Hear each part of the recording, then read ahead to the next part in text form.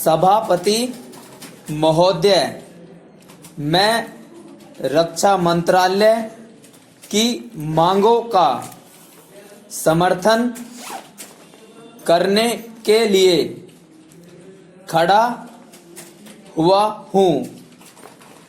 वर्तमान घटनाओं से पता चलता है कि संसार का हर देश अपनी सुरक्षा के बारे में चिंतित है और उसके लिए हर प्रयत्न कर रहा है। इस दृष्टि से अन्य देशों की तरह हमारे देश में भी रक्षा मंत्रालय का महत्व है।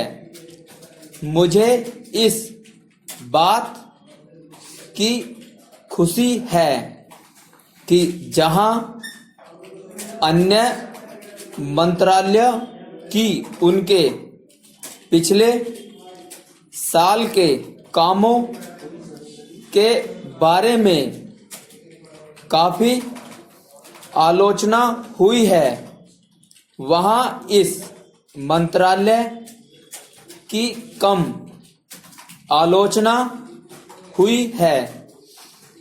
इससे पता चलता है कि इस मंत्रालय ने पिछले साल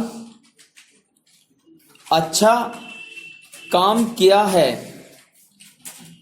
मोटे तौर पर किसी भी देश की सुरक्षा नीति का लक्ष्य यह होता है कि दूसरे देशों, खास तौर से पड़ोसी देशों के साथ मित्रता के संबंध स्थापित हों और हम एक दूसरे के मामलों में हस्तक्षेप न करें, लेकिन उसके साथ यह भी जरूरी होता है कि हम अपने देश की सीमाओं और अखंडता की रक्षा करें। इसलिए हमारे देश का यह कर्तव्य हो जाता है कि हम अपने पड़ोसियों के कार्यों पर पूरी नजर रखें, क्योंकि आज तक हमारे देश पर जो संकट आए वे हमारे पड़ोसियों से आए हैं। 1965 में पाकिस्तान के साथ जो लड़ाई हुई और उसके बाद ताशकंद में जो समझौता हुआ, वह सिर्फ कागज पर ही रहा। पाकिस्तान ने उस पर कोई अमल नहीं किया। इस दृष्टि से बहुत जरूरी है कि हम अपने देश की सुरक्षा की हर तरह से व्यवस्था करें। हमारा उद्देश्य दूसरों पर आक्रमण करना नहीं है, लेकिन यदि हम पर कोई आक्रमण करे तो हम में इतनी शक्ति अवश्य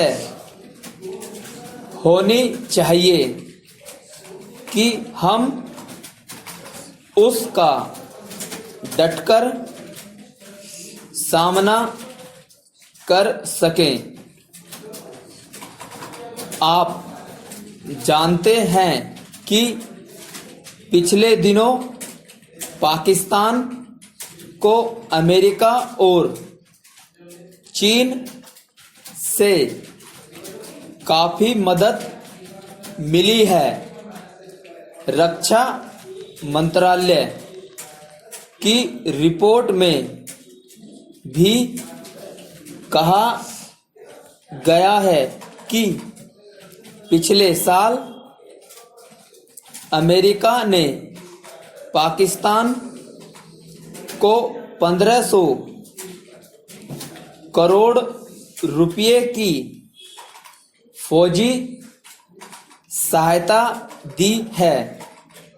आप जहां हम फौजी सामान के लिए अपने कारखानों की मदद से अपनी शक्ति बढ़ाने का प्रयत्न कर रहे हैं, वहां पाकिस्तान संसार के देशों से फौजी सामान खरीद रहा है। अपनी नीति के कारण वह सब देशों से लाभ उठा रहा है।